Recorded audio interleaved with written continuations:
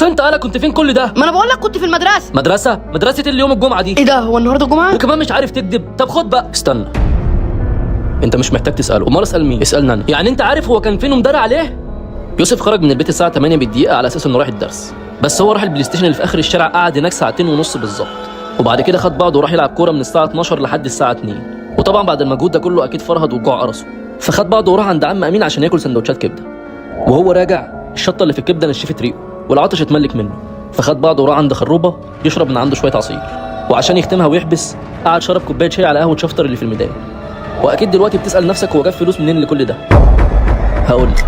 الساعة 8 الصبح بالدقيقة كنت انت نايم في 7 نوم، وبعدين جالك يوسف وهو بيتسحب لحد السرير وقال لك بابا انا عايز فلوس الدرس، وبعد كده خدهم وراح فرتكم. وانت عرفت ده كله ازاي؟ لو دخلت على صفحة الكساحة هتلاقي في رابط في البايو هنا، دوس على الرابط وبعد كده دوس هنا وحمل التطبيق. ده بيعمل ايه ده؟ ده تطبيق هيخليك تعرف مكان اولادك او اي حد من عيلتك وتحدد